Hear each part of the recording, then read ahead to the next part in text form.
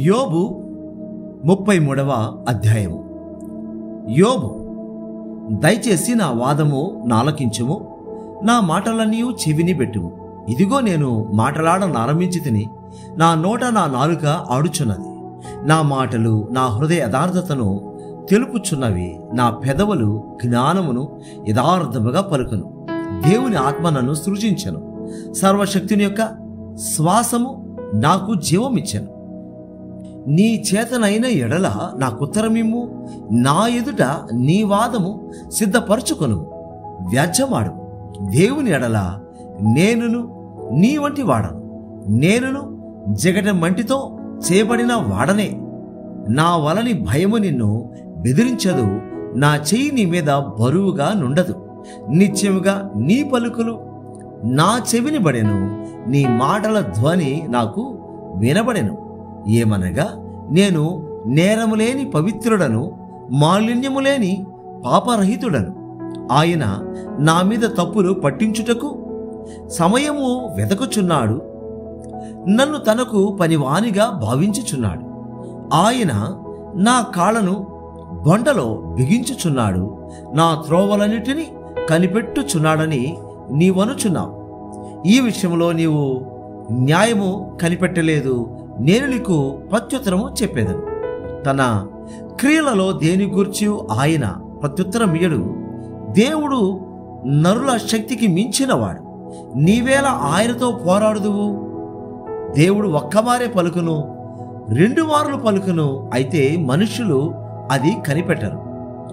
మంచం మీద కొనుకు సమయమున గాఢ నిద్ర పట్టునప్పుడు, కలలో రాత్రి కలుగు స్వప్నములలో నరులు గర్విష్ఠులు కాకుండా చేయునట్లు, తాము తలచిన కార్యము వారు మానుకొన చేయునట్లు, గోతికి పోకుండా వారిని కాపాడునట్లు, కత్తి వలన నశింపకుండా వారి ప్రాణమును తప్పించినట్లు ఆయన వారి చెవులను తెరవచేయను. వారి కొరకు ఉపదేశము సిద్ధపరచును. వ్యాధి చేత మంచమెక్కుట వలనను, ఒకని ఎముకలలో ఎడతెగని నొప్పులు కలుగుట వలనను వాడు శిక్షణము నొందును. రొట్టియు రుచిగల ఆహారమును వానికి అసహ్యమగును. వాని శరీర మాంసము క్షీణించిపోయి వికారమగును. బయటికి కనబడకుండిన ఎముకలు పైకి పొడుచుకొని వచ్చును. వాడు సమాధికి సమీపించును. వాని ప్రాణము సంహారకుల యొద్దకు సమీపించును. నరులకు యుక్తమైనది ఏదో దానిని వానికి తెలియ చేటుకు వేలాది దూతలలో ఘనుడకు ఒకడు వానికి మధ్యవర్తి అయి యుండిన ఎడల, దేవుడు వాని యందు కరుణ చూపి పాతాళములోనికి దిగి వెళ్లకుండా వానిని విడిపించెను. ప్రాయశ్చిత్తము నాకు దొరికినని సెలవిచ్చెను. అప్పుడు వాని మాంసము బాలుర మాంసము కన్నా ఆరోగ్యముగా నుండును. వానికి తన చిన్ననాటి స్థితి తిరిగి కలుగును. వాడు దేవుని బతిమాలు కొనిన ఎడల ఆయన వానిని కటాక్షించును. కావున వాడు ఆయన ముఖము చూచి సంతోషించును. ఈలాగున నిర్దోషత్వము ఆయన నరునికి దయచేయను. అప్పుడు వాడు మనుషుల ఎదుట సంతోషించుచు ఇట్లని పలుకును, యథార్థమైన దానిని వ్యత్యాసపరచి నేను పాపము చేసి తిని, అయినను దానికి తగిన ప్రతీకారము నాకు చేయబడలేదు. కోపములోనికి దిగిపోకుండా నా ప్రాణమును ఆయన విమోచించి ఉన్నాడు. నా జీవము వెలుగును చూచుచున్నది. ఆలోచించుము. నరులు సజీవులకుండు వెలుగు చేత వెలిగింపబడినట్లు కోపములో నుండి వారిని మరలా రప్పింపవలెనని మానవుల కొరకు 2 సార్లు 3 సార్లు ఈ క్రియలన్నిటినీ దేవుడు చేయువాడై ఉన్నాడు. యోబు, చెవిని పెట్టుము, నా మాట ఆలకింపుము, మౌనముగా నుండుము, నేను మాట్లాడేదను. చెప్పవలసిన మాట ఏదైనా నీకున్న ఎడల నాతో ప్రత్యుత్తరము చెప్పుము, మాట్లాడుము. నీవు నీతిమంతుడు అని స్థాపింపగోరుచున్నాను. మాట ఏమీ లేని ఎడల నీవు నా మాట ఆలకింపుము, మౌనముగా నుండుము, నేను నీకు జ్ఞానము బోధించేదను. యోబు 34వ అధ్యాయము. అప్పుడు ఎలీహు మరలా ఇలాగూ చెప్పసాగాను. జ్ఞానులారా, నా మాటలు వినుడి. అనుభవశాలులారా, నాకు చెవియొగ్గుడి. అంగిలి ఆహారమును రుచి చూచినట్లు చెవి మాటలను పరీక్షించను. న్యాయమైనదేదో విచారించి చూతము. రండి, మేలైనదేదో మనంతట మనము విచారించి తెలుసుకుందాము రండి. నేను నీతిమంతుడను, దేవుడు నా పట్ల న్యాయము తప్పెను. న్యాయవంతుడనై యుండియు నేను అబద్ధికునిగా ఎంచబడుచున్నాను. నేను తిరుగుబాటు చేయకపోయినను నాకు మానజాలని గాయము కలిగినని యోబు అనుచున్నాడు. యోబు వంటి మానవుడెవడు? అతడు మంచి నీళ్ల వలె తిరస్కారమును పానము చేయుచున్నాడు. అతడు చెడుతనము చేయవారికి చెలికాడాయను, భక్తిహీనులకు సహవాసి ఆయను.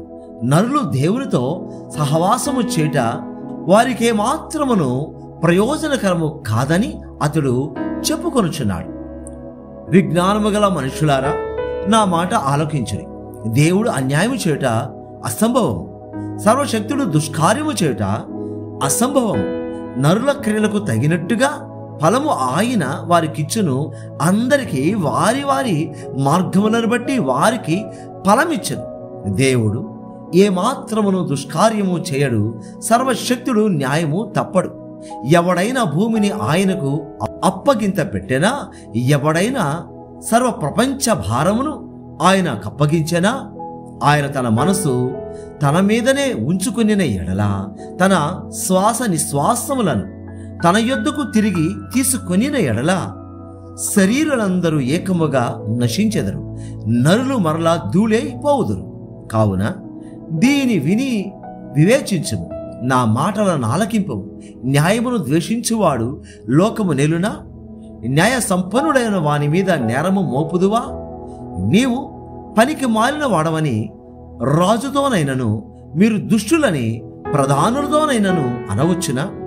రాజుల ఎడల పక్షపాతము చూపని వానితోనూ బీదల కన్నా ధనము గల వారిని ఎక్కువగా చూడని వారితోనూ అలాగూ పలుకుట తగునా?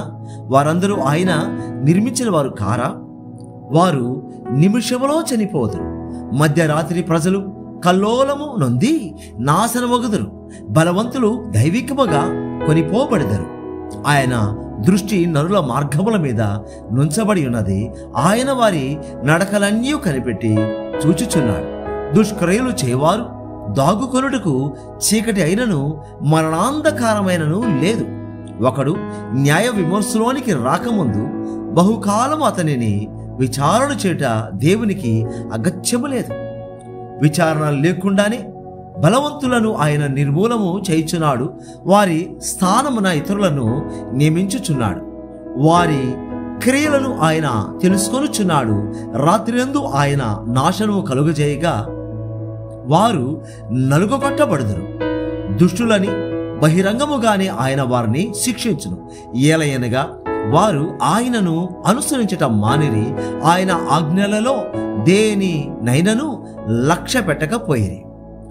బీదల మొరను ఆయన యొద్దకు వచ్చినట్లు చేసిరి, దీనుల మొరను ఆయనకు వినబడినట్లు చేసిరి. ఆయన సమాధానము కలుగజేసిన ఎడల శిక్ష విధింపగలవాడెవడు? ఆయన తన ముఖమును దాచుకొనిన ఎడల ఆయనను చూడగలవాడెవడు? అది అనేకులను గూర్చినదైనను ఒకటే, ఒకని గూర్చినదైనను ఒకటే. భక్తిహీనులు రాజ్య పరిపాలన చేయకుండునట్లు, వారు ప్రజలను చిక్కించుకొనకుండునట్లు బలవంతులను ఆయన నిర్మూలము చేయుచున్నాడు. ఒకడు, నేను శిక్ష నొంది తిని నేను ఇకను పాపము చేయను, నాకు తెలియని దానిని నాకు నేర్పము, నేను దుష్కార్యము చేసియున్న ఎడల ఇకను చేయునని దేవునితో చెప్పునా? నీకిష్టము వచ్చినట్లు ఆయన ప్రతీకారము చేయునా? లేని ఎడల నీవుందువా? నేను కాదు, నీవే నిశ్చయింపవలెను గనుక నీవు ఎరిగిన దానిని పలుకుము. వివేచన గలవారు జ్ఞానము కలిగి నా మాట వినువారు నాతో నీలాగు పలుకుదురు. యోబు తెలివి మాలిన మాటలాడుచున్నాడు. అతని మాటలు బుద్ధిహీనమైనవి. దుష్టుల వలె యోబు ప్రత్యుత్తరం ఇచ్చినందున అతడు తుదముట్ట శోధింపబడవలనని నేనెంతో కోరుచున్నాను. అతడు తన పాపమునకు తోడుగా ద్రోహము కూర్చుకొనుచున్నాడు. మన ఎదుట చప్పట్లు కొట్టి దేవుని మీద దాని మాటలు పెంచుచున్నాడు. యోబు 35వ అధ్యాయము.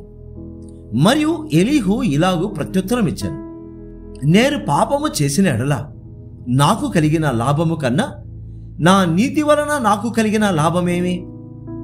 అది నీకు ప్రయోజనమేమి అని నీవు చెప్పుచున్నావే. ఇదే న్యాయమని నీకు తోచినదా? దేవుని నీతి కన్నా నీ నీతి ఎక్కువ నేను అనుకొనుచున్నావా? నీతోనూ నీతో కూడానున్న నీ సహవాసులతోనూ నేను వాదమాడిదను. ఆకాశం వైపు నిదానించి చూడుము, నీకన్నా ఉన్నతమైన ఆకాశ విశాలముల వైపు చూడుము. నీవు పాపము చేసినను ఆయనకు నీవేమైనా చేసిదివా? నీ అతిక్రమములు విస్తరించినను ఆయనకు నీవేమైనా చేసిదివా? నీవు నీతిమంతుడవైనను ఆయనకు నీవేమైనా ఇచ్చుచున్నావా? ఆయన నీ చేత ఏమైనను తీసుకొనునా? నీ వంటి మనుషునికే నీ చెడుతనపు ఫలము చెందును, నరులకే నీ నీతి ఫలము చెందును. అనేకులు బలాత్కారము చేయటం వలన జనులు కేకలు వేయుదురు. బలవంతుల భుజబలమునకు భయపడి సహాయము కొరకై కేకలు వేయుదురు. అయితే రాత్రియందు కీర్తనలు పాడుటకు ప్రేరేపించుచు భూ జంతువుల కంటే మనకు ఎక్కువ బుద్ధి నేర్పుచు ఆకాశ పక్షుల కంటే మనకు ఎక్కువ జ్ఞానము కలుగజేయుచు నన్ను సృజించిన దేవుడు ఎక్కడనున్నాడని అనుకుని వారెవరను లేరు. కాగా వారు దుష్టులైన మనుష్యుల గర్వమును బట్టి మొరపెట్టుదురు గాని ఆయన ప్రత్యుత్తరం ఇచ్చుట లేదు.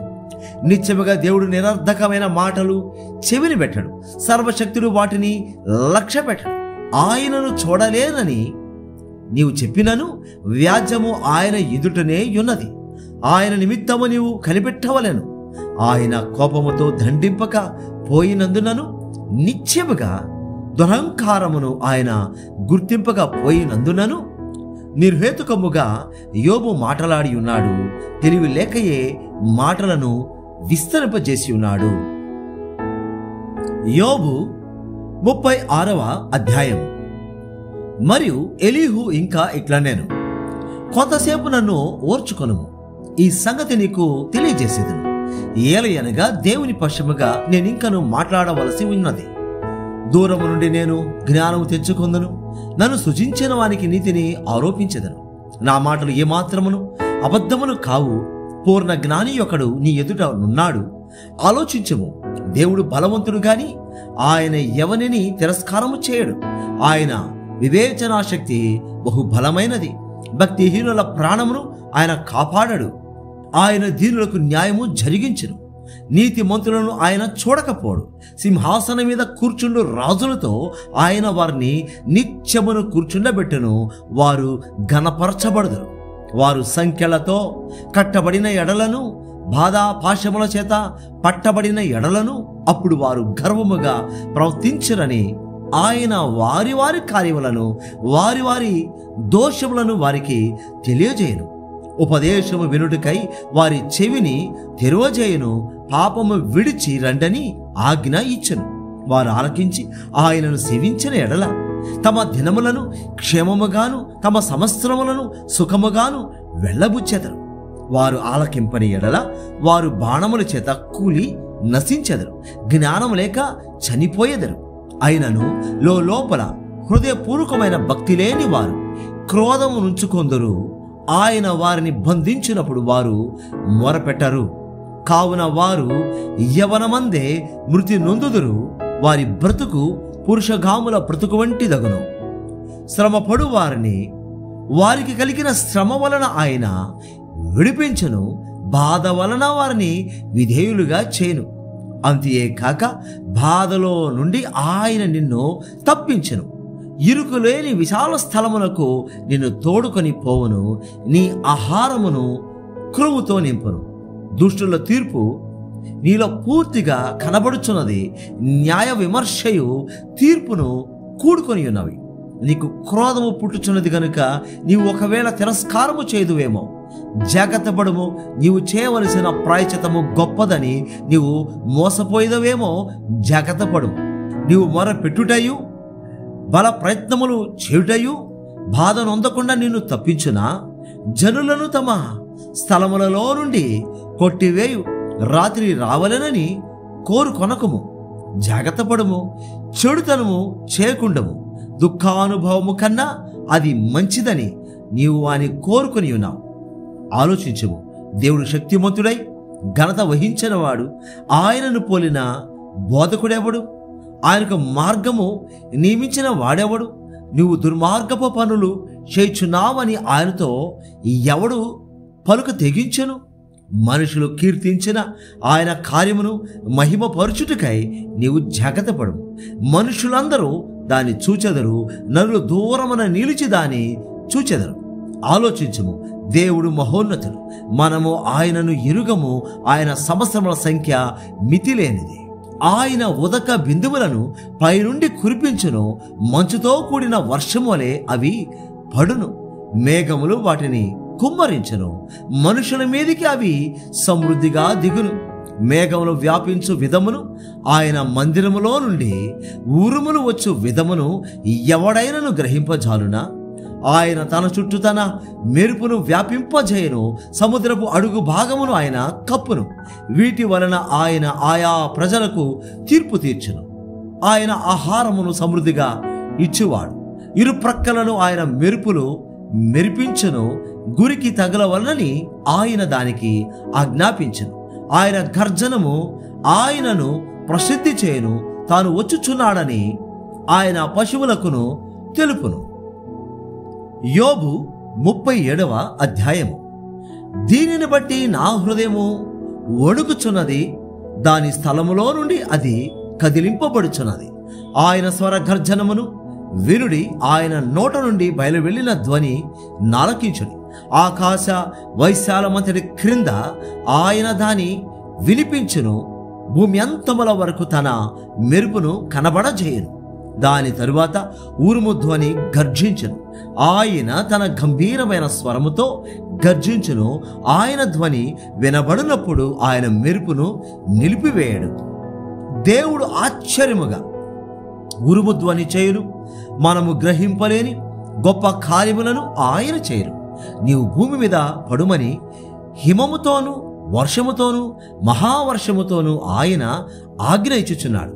మనుషులందరూ ఆయన సృష్టి కార్యమును తెలుసుకొనినట్లు ప్రతి మనుష్యుని చేతిని బిగించి ఆయన ముద్ర వేసి ఉన్నాడు. జంతువులు వాటి వాటి గుహలలో చొచ్చి వాటి వాటి బిలములలో వసించను. మరుగు స్థానములో నుండి తుఫాను వచ్చును, ఉత్తర దిక్కు నుండి చలి వచ్చును. దేవుని ఊపిరి వలన మంచి పుట్టును, జలముల పైభాగమంతయు గట్టిపడును. మరియు ఆయన దట్టమైన మేఘమును జలముతో నింపును, తన మెరుపుగల మేఘమును వ్యాపింపచేయను.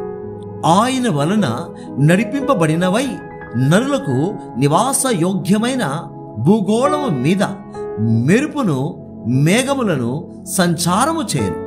ఆయన వాటికి ఆజ్ఞాపించినది యావత్తును అవి నెరవేర్చను.